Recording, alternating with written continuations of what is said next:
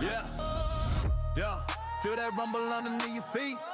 Friday night coming, can't be beat. Cleats on turf, hear the whistle scream. Underneath those stadium lights, living out a dream. Villa Mazzo's voice blasting, turn it loud. Cutting through the static, standing proud. Rivals on the mic, breaking down the game from coast to coast, spreading out the fame. Talking trenches, QBs with the cannon on, running backs leaving defenders charming. Who's rising up, who's got that next star shine? We break it down line by brutal line. Let's go! It's Villa Mazzo's voice, nationwide sound with a passion for Friday.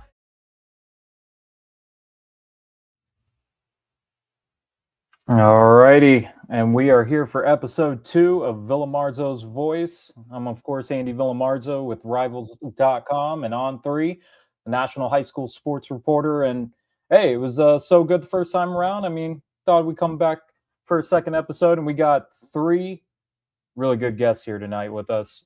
We got Alex Agrella with the recruiting board. He's going to talk a little bit about Massachusetts, private, public, kind of the debate that's going around the state. I feel like it's one that deserves a national conversation just because there's been so much going on over in Massachusetts with this that, I mean, he's provided a compelling argument. And then we got Alex Wright over the Las Vegas Review-Journal, and we're going to talk about what's going on in Sin City. We got Clark County schools deciding, 30 of them, that is, that'd be a better idea to just play an independent schedule when it comes to high school football rather than take on, I'm just going to say it, Bishop Gorman. I mean, I know they throw in Faith Lutheran and a couple other private schools, but let's address the real elephant in the room. It's Bishop Gorman they don't want to face. And to avoid that, it's go independent, right? And then we got the coach. We got Masai Halamarian from St. Francis Academy, last year's overtime nationals champion.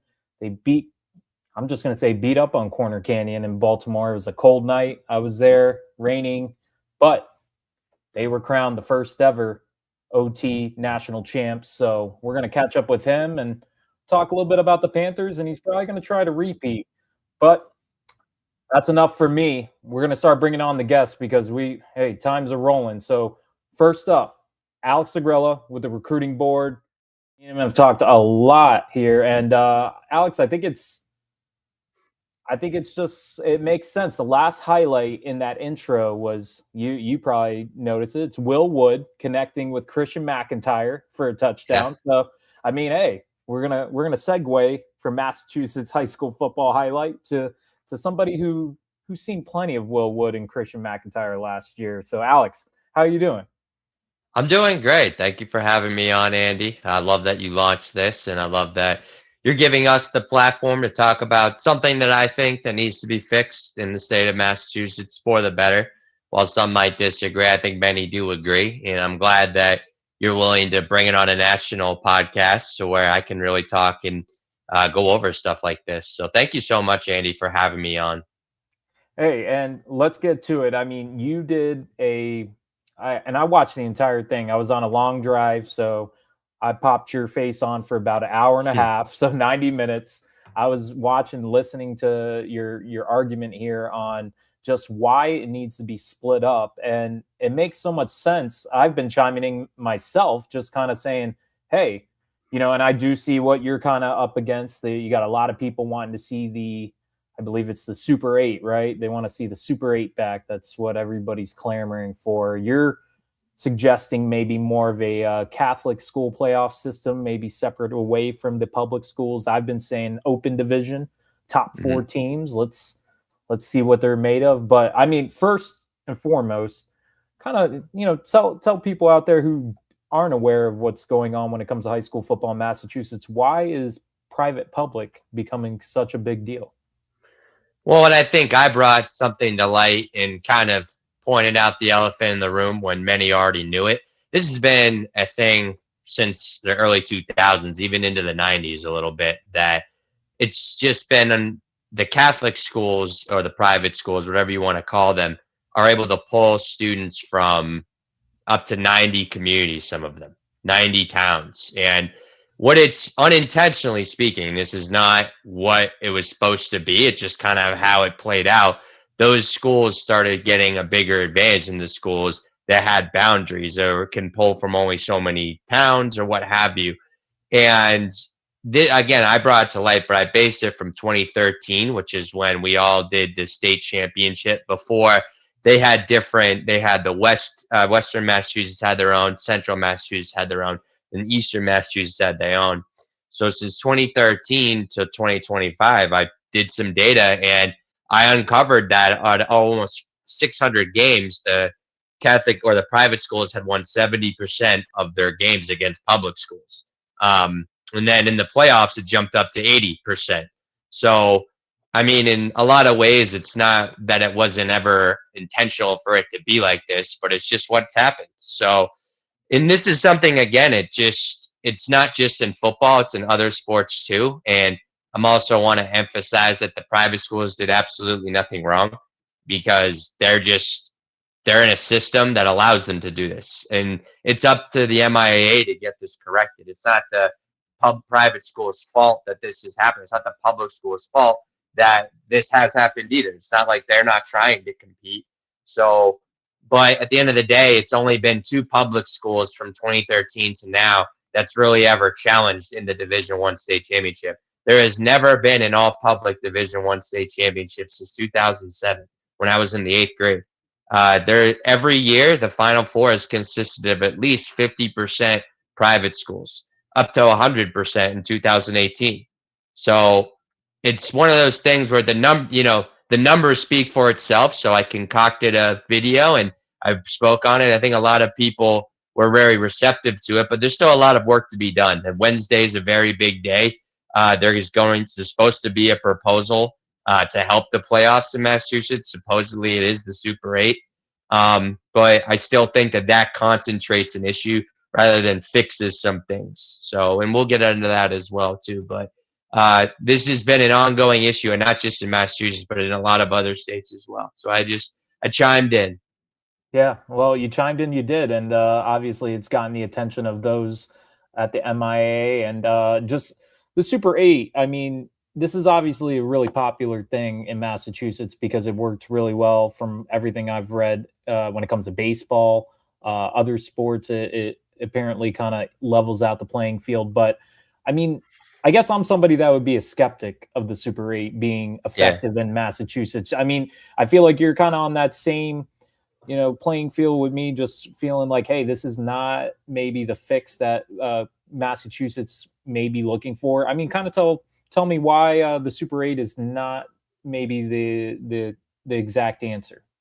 Well, 2 reasons. First, I think it dilutes the other state championships in Division I and Division II specifically. I think if you take those schools out and make us basically a tier higher than them, it's kind of telling Division I and Division II, well, you guys are technically the Division I state champs, but you didn't beat CM to do it. You didn't beat St. John's Prep. So you kind of just played the teams that weren't in it. And here's another thing is that football is not hockey or baseball, where if you have 2 of the best players on the field, if you have a pitcher that's really good, you have a hitter or whatever, right, that is really good, you can win games like that, in hockey and hockey and baseball. If you need if your offensive linemen are better than your defensive linemen, that is a huge advantage in itself. And I think that what it would do is that just based off this year, Divisions I and Division II, which is the rumor what it's going to be proposed in, it would be 5 private schools in there alone. So, that's already 5 of the 8 teams are going to be private schools. So I don't really think it fixes anything, but remove 5 private schools and put them in a higher tier, and then take a few public schools and put them in there. I just don't think it fixes anything. I think it kind of hurts the other public schools that really, because realistically, 6, 7, and 8 are going to be those public schools, right? And, those 6, 7, and 8 are probably going to make it further if they weren't in the Super 8. So I'd say those are the biggest 2 reasons is like, I think they're trying to fix it by saying, oh, well, we can get the private schools out.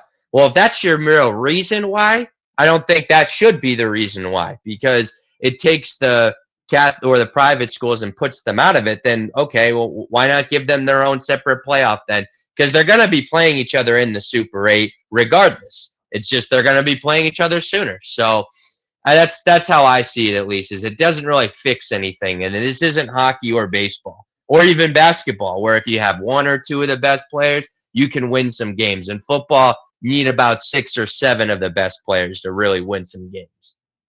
Hey, I like that he's using those numbers, because now you do that here on the show, 6, 7. But hey, we'll say that these super teams are not just something that Massachusetts this is every state. I mean, they're starting to see these super teams all over the place and especially on the private school levels, where you see, I guess, kind of the let's all go to South Beach and play together type thing going on, where everybody wants to be on the super team to where they make that run to a championship. And hey, we do it with a bunch of friends that just happen to be pretty good at football as well, and they make that happen. And I'm sure there's a lot of people out there that wonder, what about the NEPSAC? Like, how do those schools impact the private and public schools within the MIA? I mean, do they play a role at all in how those teams kind of are able to compete? Or do you feel like they're pulling kids from maybe like other states? Like they don't have any impact in this private public matter in Massachusetts? They don't have any real impact on, well, they don't play those teams, right? But they take from both those, right? So imagine you have an organization that has all these rules about you can't do this, you can't do that. That's the MIA. What if you had an organization outside of that organization that has, they don't have any rules basically, and they can just pick off kids and text your kids and DM your kids, follow them on X, and you can't do anything about that. If you do that in the MIAA, you can get a slap on the hand or whatever it might be. You can't do that in the NEPSAC. So yeah, it is influencing the public schools and the private schools, because sometimes private schools will lose, like the Catholic schools might lose a kid to a prep school, but it's mainly the public schools who are getting impacted by the prep schools. So I mean, the public schools, unfortunately, are getting hit from both ways, because a lot of their kids that would be at their local school are also going to a private school, and a lot of the kids that might also not be going to the private schools go to prep schools. So they're impacted. And sure, I would be lying if I said that the private schools aren't impacted, but a team like CM, who I believe lost 3 or 4 kids to prep schools this year, they also have 175 kids on their team. So, I don't want to say they can reload faster, but they got probably a couple kids that might be able to fill those spots. While at a public school, the depth just isn't as there. And when he says CM, Catholic Memorial, that's one of the top 3 schools, we would say, when it comes to the MIA and the private school sector over in Massachusetts. You also have Xaverian Brothers, and you have St. John's Prep. Those are 2 other schools that, those 3 have really dominated the scene. Between the latter 2, Alex can attest to this. They're going to battle it out in Division I. So not both of them win titles, but they're both pretty much competing for those very titles at the end of the day. And they did meet last year over at Gillette Stadium for the Division I crown. So, Alex, we got a few more minutes here. Give me what you feel would be a nice foolproof plan if you were in on Wednesday's meeting with the MIA. What would you walk in there and say, I believe this is what would work? At the end of the day, I believe that it's just time to separate everybody in the postseason, and that's the privates, the publics, and the vocational schools, because we have vocational schools up here now too. It's not as cut and dry as the other ones. They actually have their own playoff system, and it's about likeness. It's nothing about, sure, there's competitive advantages and this and that, but it's also about putting people in their like brackets as everybody else, because what is happening right now is not working. And I do not think that the Super 8 will fix anything. So I would say separate everybody into their own. Publics are publics, vocationals are vocationals, privates are privates. At the end of the day, that's what it is. It's just putting teams in their like schools, and that is it. Well, I mean, how do you think that would be received by coaches around the state? And do you feel like that could, I mean, that kind of proposal, if you were somebody that could be in on that meeting on Wednesday, do you feel like that would get a lot of, kind of push to make that happen? I think yes and no. I think that it is very cut and dry, but the issue I've been hearing about just from other people is that they are under the assumption that the private schools might, or people think that we're kicking out the private schools or something like that. When I have made that very transparently clear. You know what, Andy? I'll put it on your podcast right now that if the MIAA kicks out the private schools, I'm out. My platform will cease to exist. I will never go to another MIAA football game ever again because that just won't happen.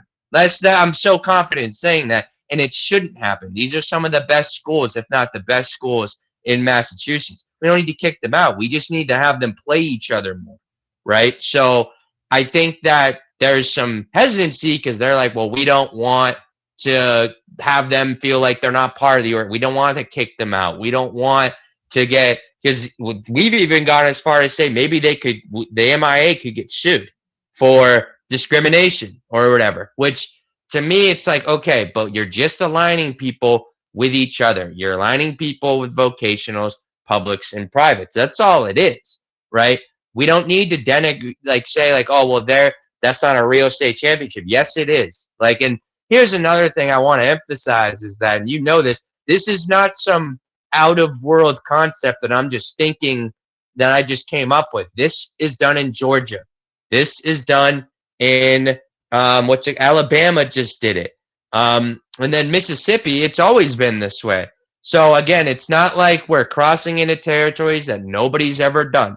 And that's, I think, what a lot of people need to understand around here is that this isn't just a Massachusetts thing, right? And so I think that'll be met with receptiveness from the public schools.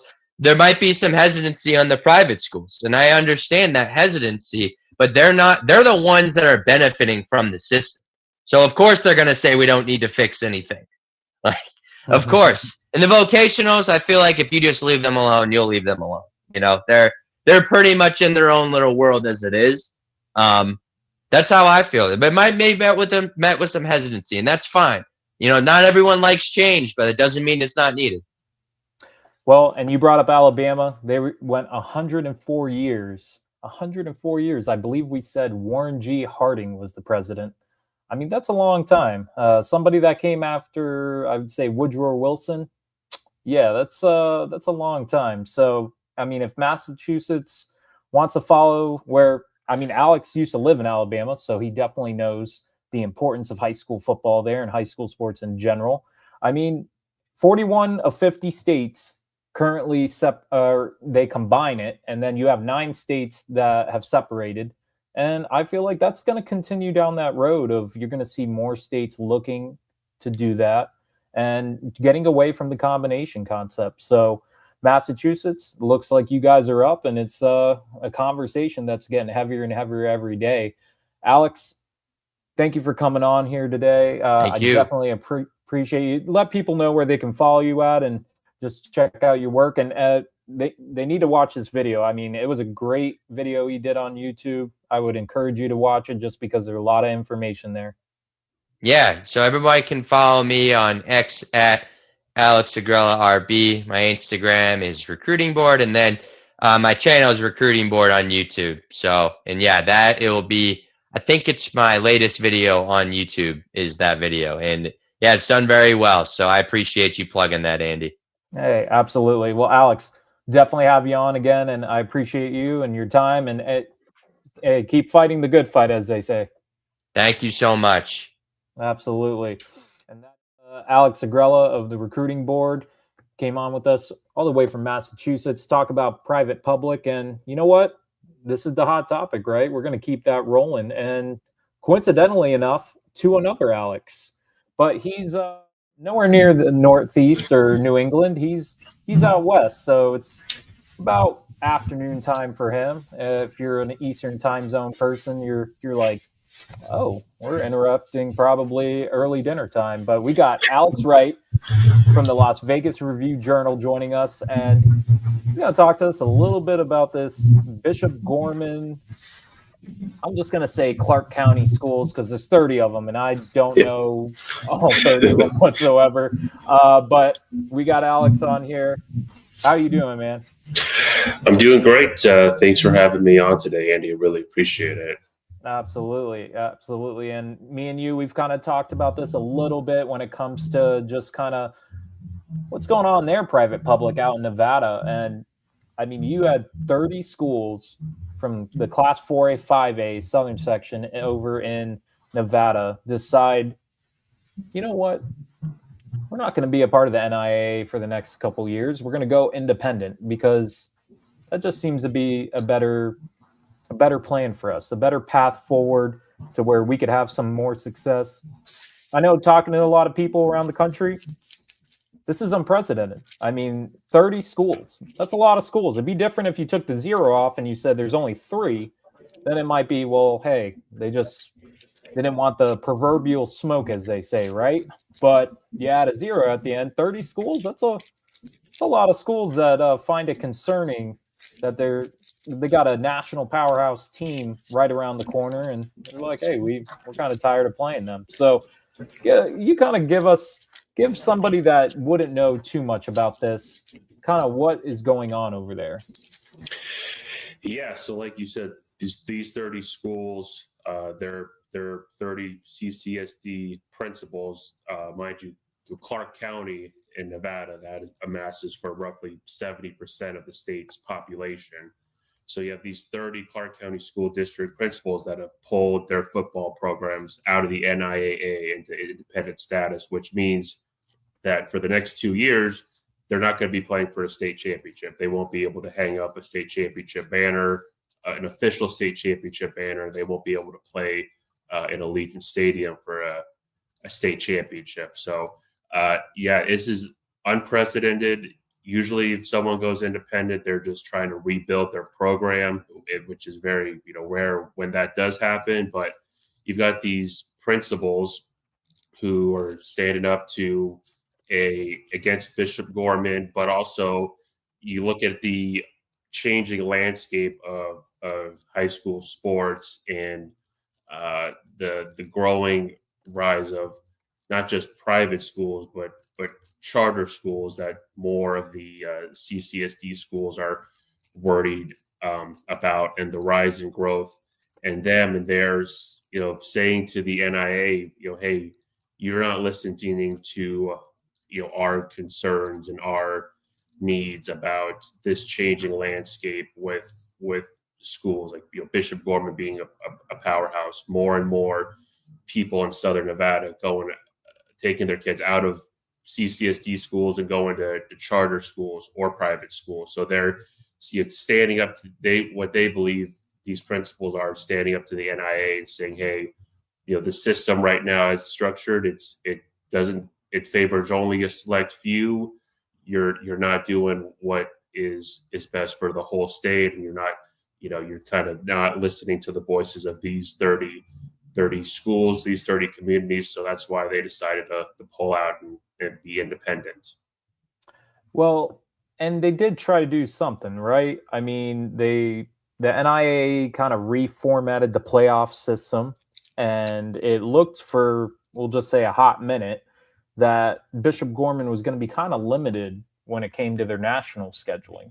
They were only going to be able to play kind of one game, maybe out of the state, which obviously when you're looking at the national high school football landscape and you're trying to be a top 25 team, probably doesn't bode well if you don't really play anybody that is kind of like-minded on that level when it comes to talent. And then the response by Bishop Gorman was, from what I believe, or from what I've read, that they were going to file a lawsuit. It looks like that was going to go into become a legal issue, and then they backed off of that, and that's what kind of triggered this 30 schools exiting, becoming independent. So, I mean, what is Bishop Gorman's role in kind of all this, other than, well, just being really good at football? Yeah, I mean, they're kind of course, they're on a much more national scale than any of the other private and charter schools here in this state. And what CCSD principals have said is that, and as a private school, they're not limited to boundaries. Anybody in the state could go to Bishop Gorman, no matter what part of town you live on. So Bishop Gorman, they're a dues paying member of the NIA, and they have a right to be in the NIA and compete for state championships. Of course, with as a private school and the funding and the resources that they have, it just kind of hails in comparison to all of these CCSD schools and even most of the other private or charter schools in the state. I mean, I'd really say there are only. I mean, there are. There's Bishop Gorman, Faith Lutheran, and the Meadows as far as the main private schools. In the Meadows, they're independent and they're just independent because they don't have a lot of kids there. So the resources and funding and the ability for kids anywhere to go to Bishop Gorman, it's kind of been the kind of, for lack of a better term, the poster child of these public schools, these CCSD schools, talking about the problems with kind of the NIA, feeling like that they cater more towards Bishop Gorman, and they're not kind of listening to their needs. Do you feel like the NIA is kind of between a rock and a hard spot here? You got one national power who obviously generates a lot of attention to your state when it comes to a national level, and they're a brand that, if you're somebody that knows high school football, you know who Bishop Gorman is. And then you got 30 CCSD public schools deciding, hey, we're trying to put the pressure on them. How much pressure is the NIA under to try to really figure out kind of the best scenario and making this the most competitive league that they can make it when it comes to schools that, obviously aren't on Bishop Gorman's level? Yeah, they're under a lot of pressure. I mean, these next 2 years of CCSD independence are going to be crucial for the NI as far as the realignment process, board structure on the board of control, rules and regulations as far as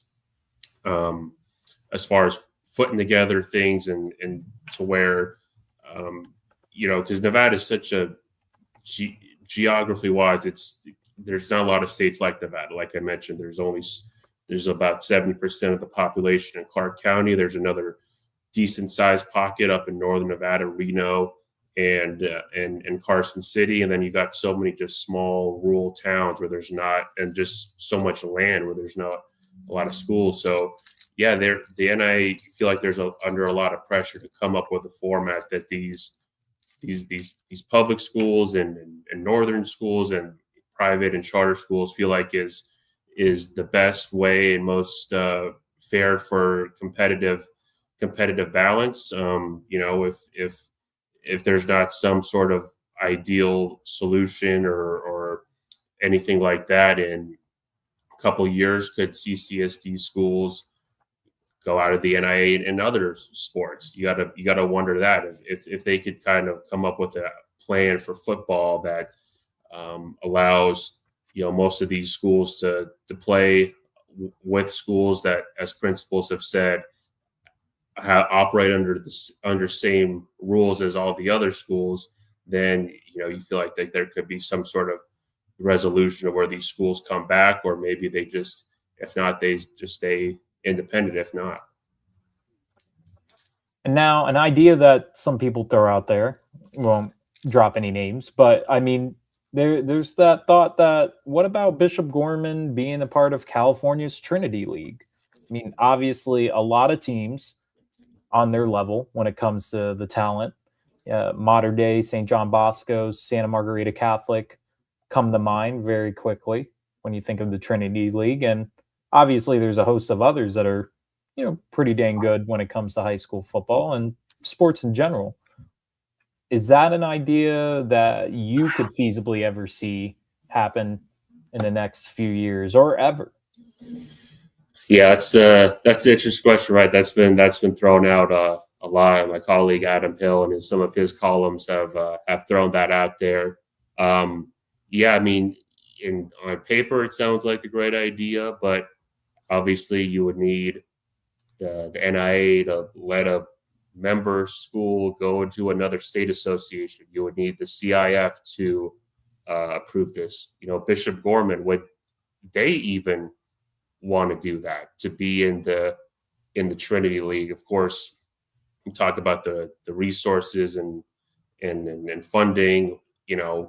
Having to make Gorman, make these long trips and long travels for all their road games and their playoff games. It might not seem fair to there, and you gotta, this is just me, my personal feeling. Being around Gorman a little bit, you feel like some of the as far as like supporters and donors and alumni, it's kind of a little bit of like a old school type of feel. I don't think they want to come off and appear as some sort of like an IMG type of thing. They want to be the older, that type of older guard of alumni and donors and all that. They want to appear like they want to focus on being a high school and doing the education and focusing on that and athletics and all that. They don't want to appear like just some sort of super team that just wants to play a national schedule and all their games national and all that. They seem, it doesn't seem like an idea that might not kind of fly with them, maybe. Not wanting to be a team like IMG. I feel like that's kind of too late. They're a team that is as talented. They have a lot of good sports teams when you go look across the board.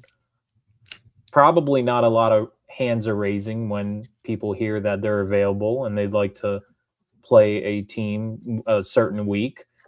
Got to talk to Coach Browner recently, and he told me the schedule wasn't ready yet. And I mean, Alex, not great with keeping up with the days, but I mean, we're closing in on May. So kind of crazy to think that a school that would like to maybe consider themselves a little bit more on the normal level when it comes to, 30 other public schools in Clark County.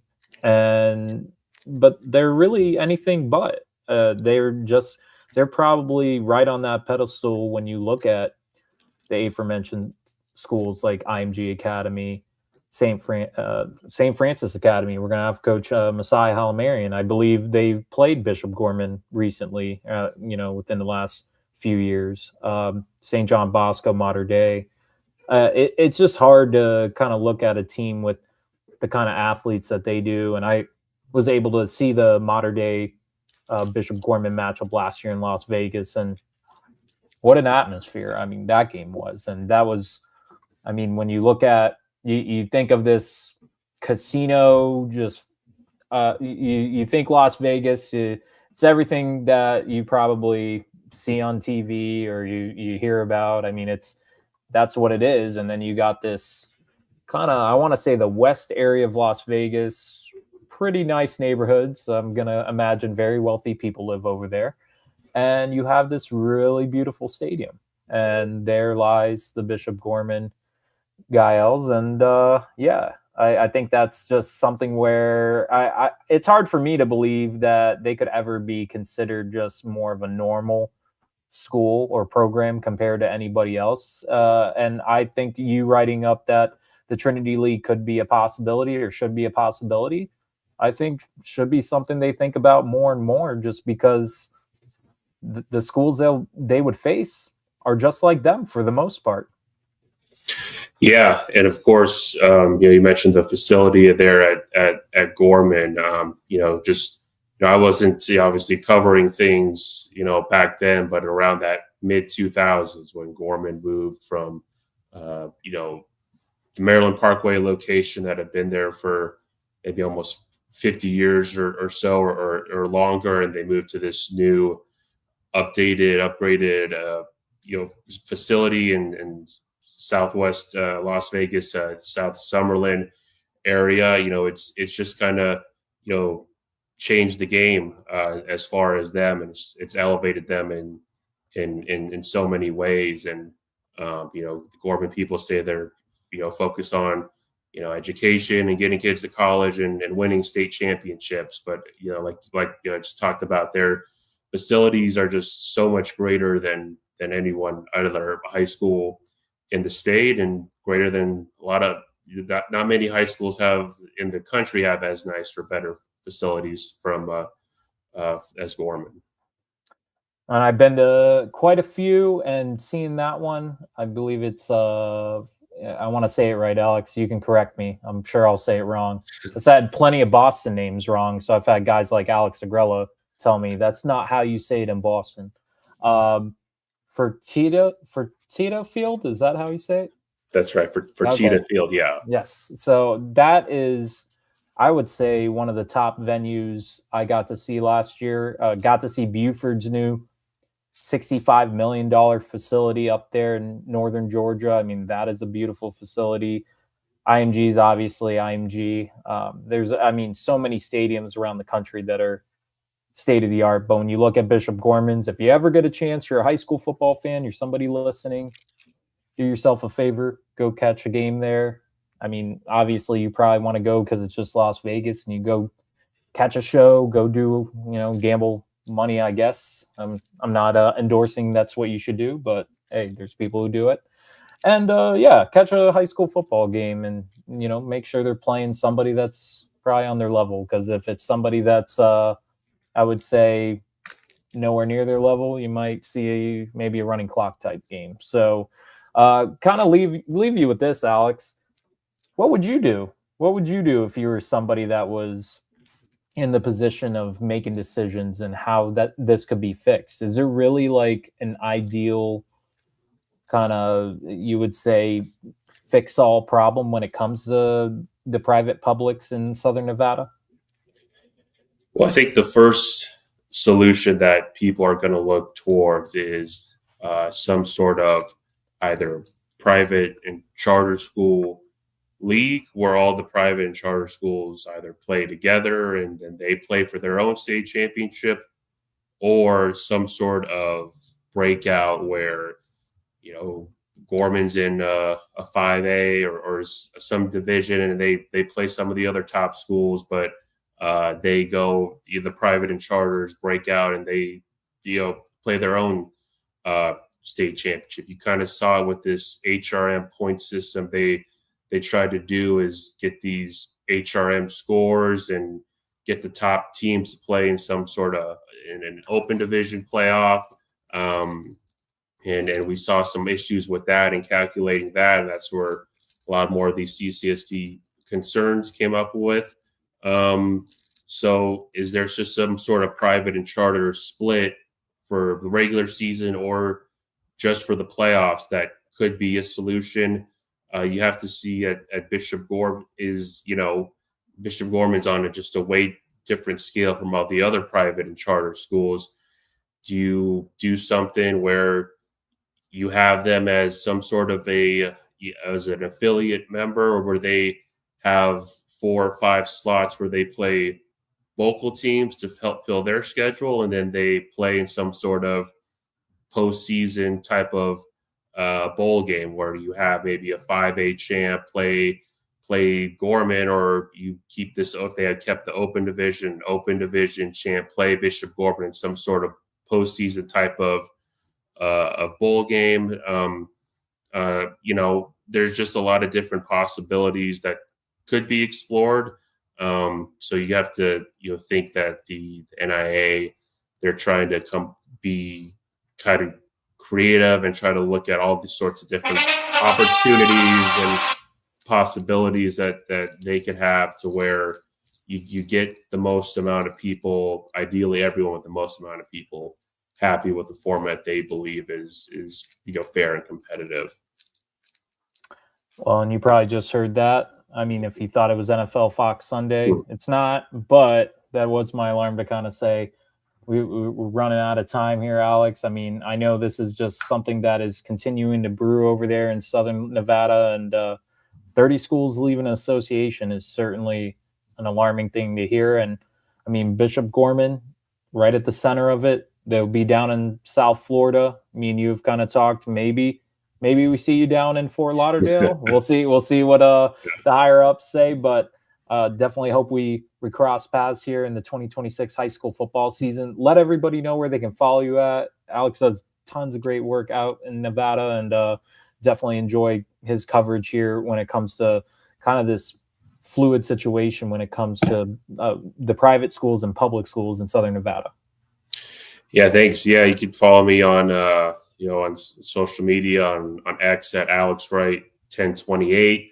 You could also follow at Nevada Preps on there too, and that's where the high school sports wing of the Review Journal sports section, they post out all of our stories, all our game coverage, and everything. So definitely go out there and check it out. A lot of great stuff there, especially our coverage of this never-ending saga of Nevada high school football realignment. It's been like we talking about, like a lot of changes these last few years, and I don't feel like we could be in store for another big change here soon. So that's what I say. High school football, I don't think it ever sleeps. I hate to say it for the other sports. It maybe, it stinks for them, but just football is captivating 365 days a year. It seems like anyways. So much so, I just feel like we got to throw in a little bit more coverage by talking about it every Sunday evening. So yeah. Alex, thank you so much for coming on, and we'll definitely have you on again. Cool. Thanks, Andy. Really appreciate it. Absolutely. Alex Wright, the Las Vegas Review Journal, giving us insight there on what is going on over in, we'll say, Southern Nevada. I like saying Sin City because that's where he's primarily covering, is over in Las Vegas. So now we're coming to our final guest of the evening, and I don't know, probably a lot of you are just debating, like, what is the head coach himself. We're going to have Masai Halamarian, the head coach of St. Francis Academy. Last time I saw him, we were at Under Armour Stadium in Baltimore. They were winning the Overtime Nationals Championship over Corner Canyon, 37-20. We're going to have him here.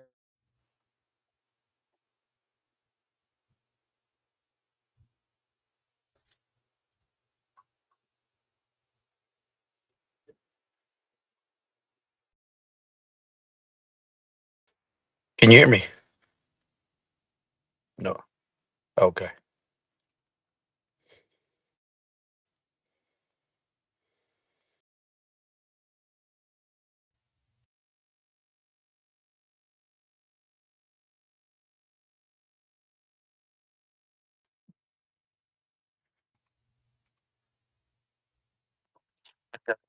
All right, and here we go. We got Coach Halamarian here, and sorry for the we're not going to say technical difficulties. It was just a little transition. So, Coach, welcome to the show. You're the first head coach to come on with me and talk a little high school football. And well, St. Francis did a lot of winning last year, and you guys capped it off with that national championship over in Baltimore.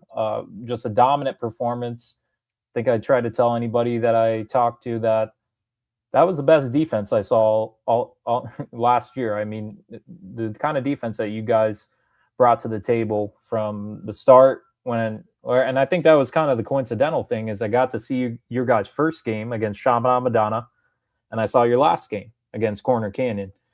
And both times, I mean, the defense was superb. So, Coach, how are you doing this evening? Can you hear me? I can hear you.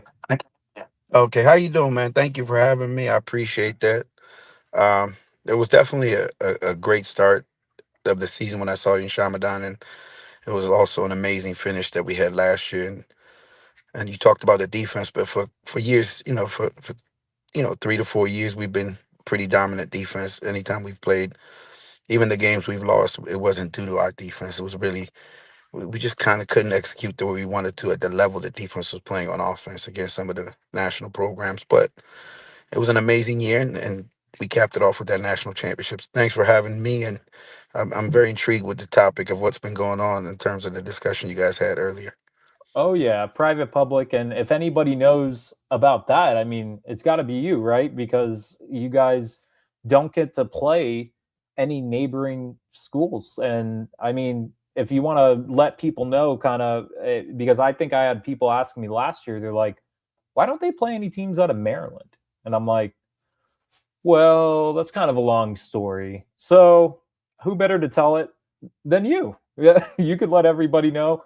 Why doesn't St. Francis Academy get to play any neighboring schools?" It's been a culmination of, I would say, 15 years of building this program to a point where we've become so competitive over, a national stage. Uh, some teams, local teams, opted out of playing us at what Bishop Gorman is kind of going through right now. We've been so dominant. We won only 4 years in a row. We haven't been like a crazy domination, but it was enough for people to not want to play us. So they kind of booted us out of the league by not playing us and boycotting our games. And 1 year they forfeited every game that we played. So we decided to create a platform for us to, to travel nationally, because why force ourselves to play a team that doesn't want to play us or a league that doesn't want us in it?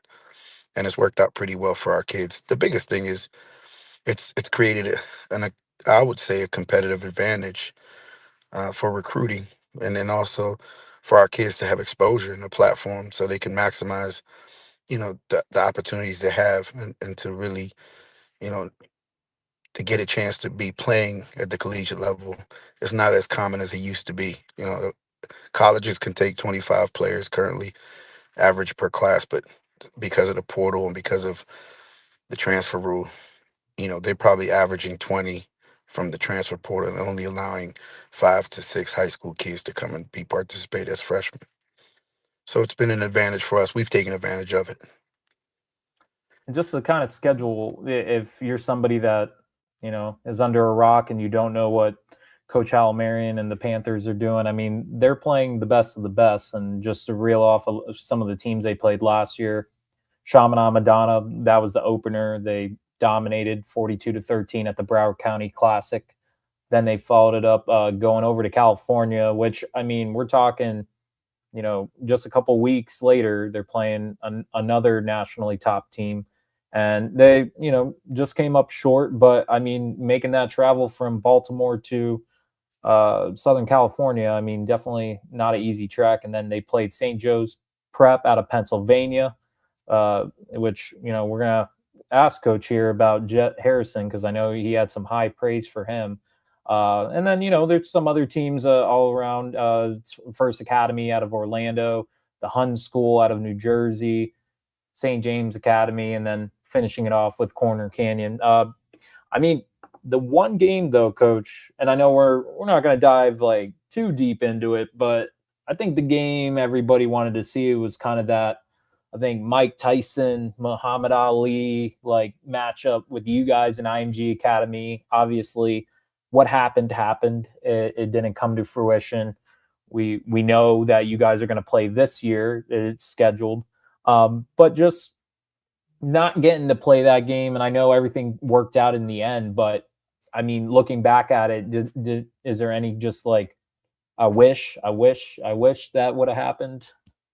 Absolutely. I mean, who wouldn't want to see a two top five team, possibly the 1 and 2, depending on the polls that it was in, match up and really decide a national champion on the field as opposed to somebody voting it in, if that makes sense. Um, we both knew we were going to play. We both knew we were going to change the date early in July if we ended up matching up, as the top five teams, to set that stage. And they decided to opt out of that opportunity. For us, it was really tough. For them, it wasn't that big of, I guess, a deal, because they stated that they just couldn't wait that long. But the biggest thing for me was that game had to happen, because at some point, situations like Bishop Gorman, us, IMG, and we've become such a prominent football program that some regular high schools just feel like they can't compete against us. So I feel like in the next couple of years there should be a 10 to 15 uh, kind of playoff format, like the college level, high school level, to decide who's truly a national champion. The playoff format, and there's enough resources around. There's enough people that want to see that, where I think it would be heading there. And I've spearheaded St. Francis as a program, and some opportunities from overtime and some TV deals. We're trying to coordinate something where we can have that come to fruition. And this year, it's going to probably go from a one game opportunity to a Final Four and build from there. But it just makes sense, doesn't it, Andy? I mean, like the reality of it is, how many people really want to see teams play and win on the field as opposed to somebody deciding on the polls who's the true national champion?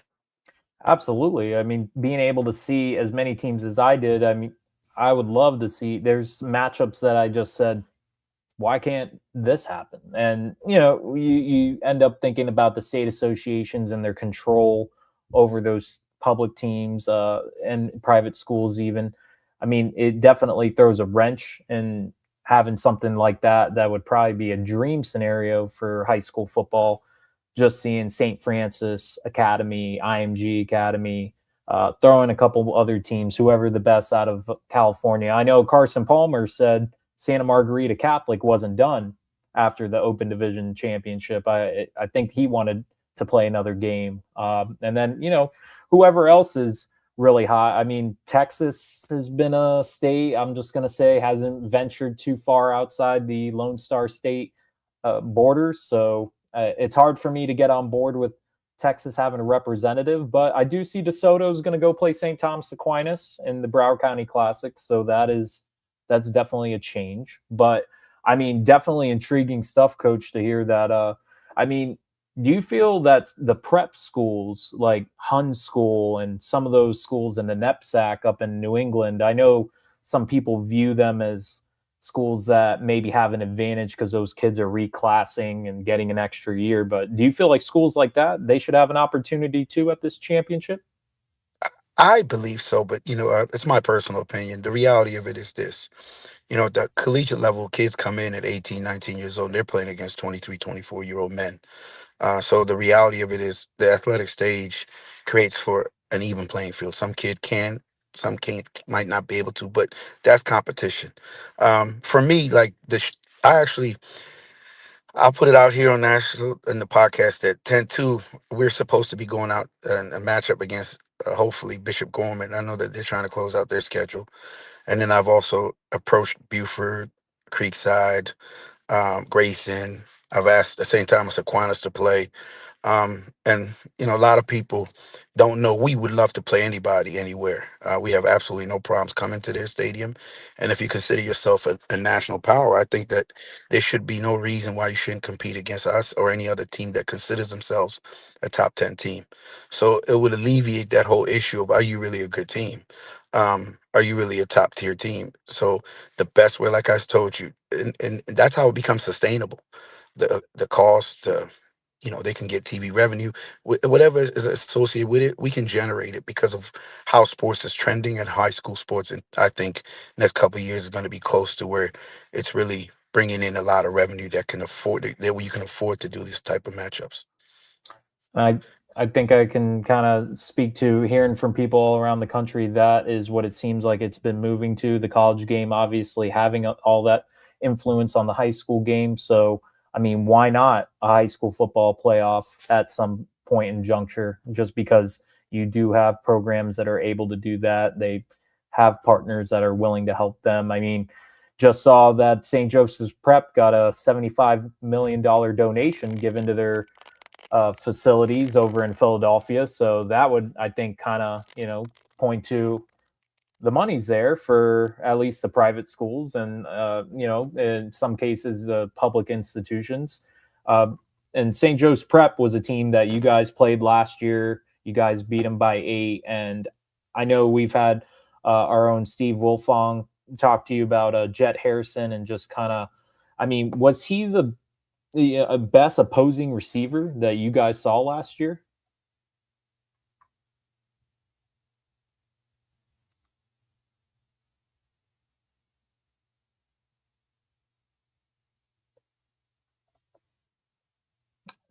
And I think we lost Coach Hallamarian. He is, I don't know where he's at, but I think we threw a good, maybe I threw him too good of a question. And he had to jump off here. But I mean, wait for him to come back on. Guess I'm going to talk to you a little bit about next week's show. And I mean, we're looking to bring on Thompson head coach Mark Freeman out of Alabama. He's going to come on the show and talk a little bit about the Yellowhammer State and just what's going on over in Alabaster, Alabama, because they're coming off a state championship. They won the Class 7A state title over in Birmingham this past season, and it's become a bit of a dynasty over there in Alabama. So going to bring on Coach, and then, well, we're also going to bring on Brandon Adoy from Football Hotbed. He's going to come and join us and talk a little bit about South Florida high school football. So, and it sounds like we're going to have our guest back on, Coach Hallamarian. He's out and about. He's a busy man. So we're going to get Coach back on here. Let's see. He's somewhere.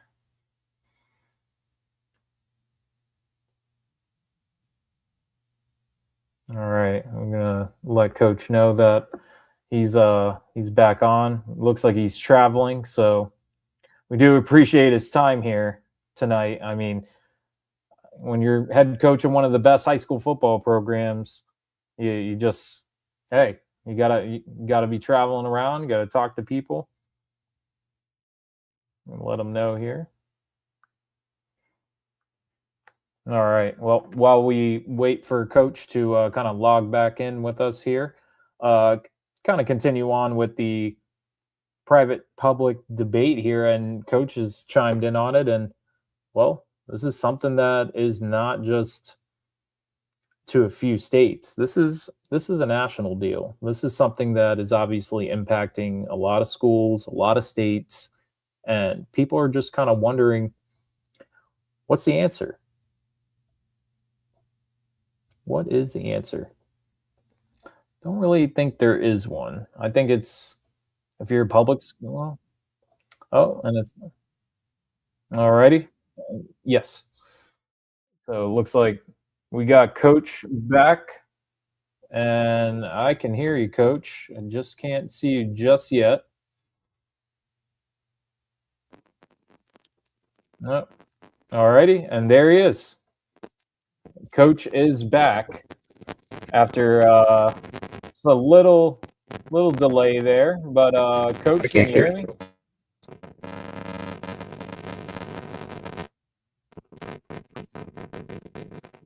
No. Hello.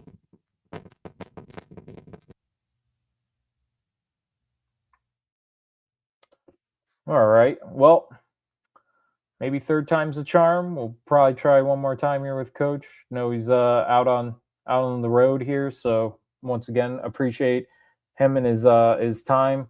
Obviously, really difficult. So we're gonna kind of just continue on the topic here when we're talking about private public, St. Francis Academy. Coach Hallamarian kind of just chimed in on that, saying, I mean, he can understand the Maryland Association really bars their high school football team from being a part of the public association. And I mean, it's obviously a problem all throughout the country. So when you look at what's going on and how teams are dealing with this, it's not an easy avenue to go down when you're thinking of how can we compete when it comes to this.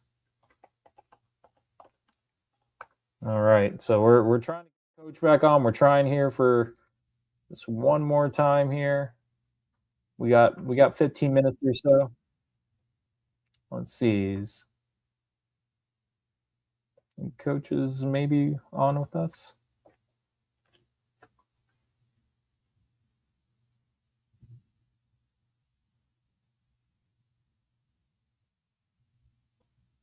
I can hear you.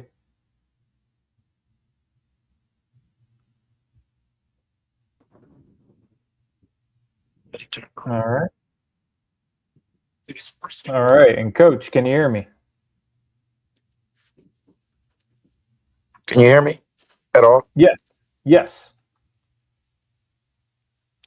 I can hear you.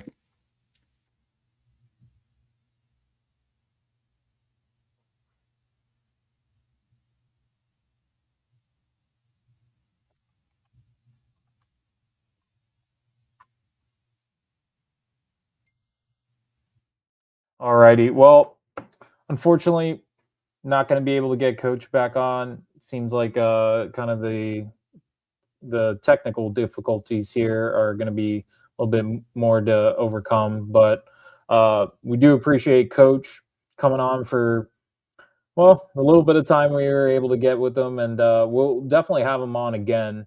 He's got a ton of insight when it comes to having one of the top programs in the country. And I mean, hey, this team out of Baltimore, they're no joke. If you can catch them this 2026 season, you're going to want to see them. You've probably seen that they have a slew of transfers that have come in. So we definitely we're going to be at a couple other games this season. So watch out for the St. Francis Academy Panthers and what they do on the national level this year. But we're going to wrap it up here. We had a great trio of guests here tonight, and well, we're going to have a great trio of guests next week. Maybe we try again with Coach, or but the third guest is TBD, to be decided. We're going to see what we can do. But for Andy Villamarzo with Rivals, thank you for joining us. It's going to be probably back to our normal 7 o'clock start time next week. So if you got time, come on and join us, talk a little high school football on the national level. And hey, as always, hear Villamarzo's voice on YouTube, 7 p.m. Eastern time every week. Yeah, feel that rumble underneath your feet. Friday night coming, can't be beat. Cleats on turf, hear the whistle scream. Underneath those stadium lights, living out a dream. Villamarzo's voice blasting, turn it loud.